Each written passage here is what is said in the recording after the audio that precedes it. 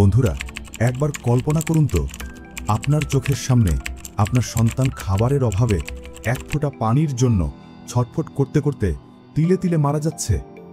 আপনি তার বাবা, কিন্তু কিছুই করতে পারছেন না। এটা কোনো সিনেমার গল্প নয় বন্ধুরা, এটা 2023 সালের পৃথিবীর বাস্তবতা।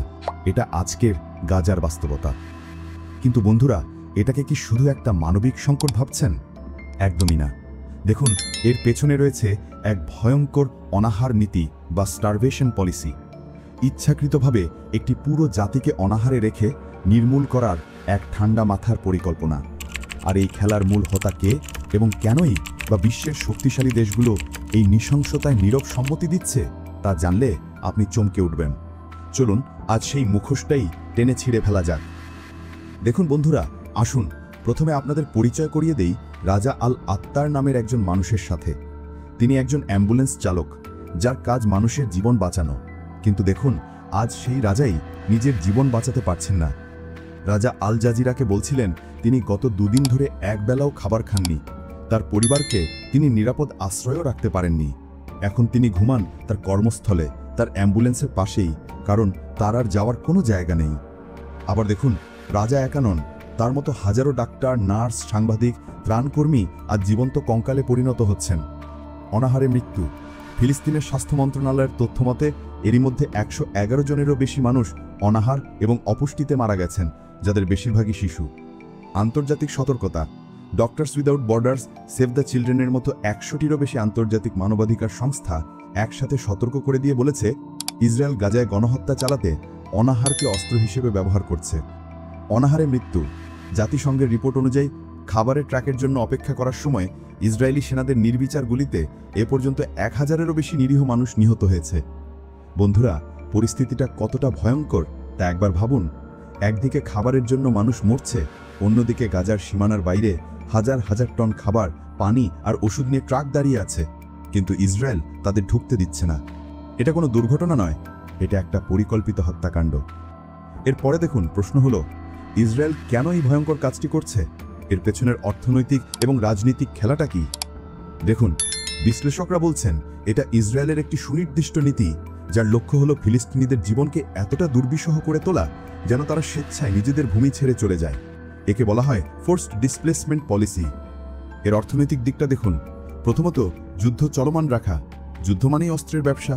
আমেরিকা এবং ইউরোপের দেশগুলো থেকে বিলিয়ন বিলিয়ন ডলারের অস্ত্র ইসরায়েলে যাচ্ছে। এই যুদ্ধ যত দীর্ঘ হবে, অস্ত্র কোম্পানিগুলোর মুনাফা তত বাড়বে। দ্বিতীয়ত, গাজার পুনর্গঠন। যখন গাজা পুরোপুরি ধ্বংস হয়ে যাবে, তখন এর পুনর্গঠনের জন্য শত শত বিলিয়ন ডলারের কন্ট্রাক্ট হবে।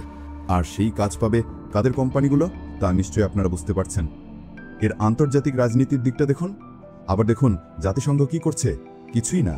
নিরাপত্তা পরিষদে যুদ্ধবিরতির প্রস্তাবে আমেরিকা বারবার ভেটো দিচ্ছে।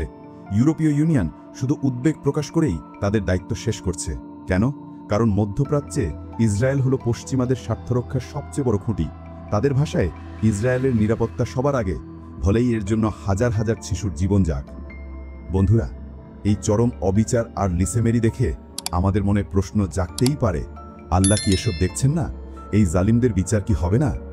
আর এখানেই পবিত্র কোরআন আমাদের পথ দেখায়, আমাদের অন্তরে সান্ত্বনা দেয়। মহান আল্লাহ তাআলা সূরা ইব্রাহিমের 42 নম্বর আয়াতে বলছেন, আর জালিমরা যা করে সে সম্পর্কে তুমি আল্লাহকে কখনো উদাসীন মনে করো না। তিনি তো তাদের সেদিন পর্যন্ত অবকাশ দেন যেদিন তাদের চোখগুলো ভয়ে স্থির হয়ে যাবে। দেখুন বন্ধুরা, এই আয়াতটি আমাদের স্মরণ করিয়ে দেয় যে কোনো জালিমই আল্লাহর বিচারের হাত থেকে পালাতে পারবে না। হয়তো আল্লাহ তাদের কিছু সময়ের জন্য ছাড় দিচ্ছেন, কিন্তু তাদের জন্য অপেক্ষা করছে এক কঠিন পরিণতি। আমাদের দায়িত্ব হলো এই সত্যকে আঁকড়ে ধরা এবং সাধ্যমতো এই অন্যায়ের বিরুদ্ধে আওয়াজ তোলা। দেখুন, হামাস বিশ্বজুড়ে মুক্তিকামী মানুষকে 25, 26 এবং 27 জুলাই রাস্তায় নেমে এসে এই অবরোধ এবং দুর্ভিক্ষের বিরুদ্ধে প্রতিবাদ করার আহ্বান জানিয়েছে, কারণ বিশ্বজুড়ে মানুষের চাপই পারে এই নীরবতাকে ভাঙতে। বন্ধুরা, এই ভিডিওটি শেষ করার আগে আমি আপনাদের কাছে শুধু লাইক বা শেয়ার চাইব না। আমি চাই আপনারা ফিকির করুন, চিন্তা করুন। আমি আপনাদের ভাবনার জগতে কয়েকটি প্রশ্ন রেখে যেতে চাই। 1, এই যে দিনের পর দিন শিশুদের অনাহারে রেখে মারা হচ্ছে, এর জন্য আসলে কাকে দায়ী করা উচিত? শুধু ইসরায়েল, নাকি এর পেছনে থাকা বিশ্ব শক্তিগুলোকেও? 2, একজন মুসলিম হিসেবে বা তারও আগে একজন মানুষ হিসেবে এই শতকের সবচেয়ে বড় মানবিক সংকট দেখেও আমরা কিভাবে চুপ করে থাকতে পারি? আমাদের নীরবতা কি জালিমকে সমর্থন করার শামিল নয়? ৩. আপনার মতে এই মুহূর্তে ফিলিস্তিনিদের জন্য আমাদের অর্থাৎ সাধারণ মানুষের সবচেয়ে জরুরি এবং কার্যকর পদক্ষেপ কি হতে পারে? দয়া করে আপনার মূল্যবান মতামত নিচের কমেন্ট সেকশনে জানান।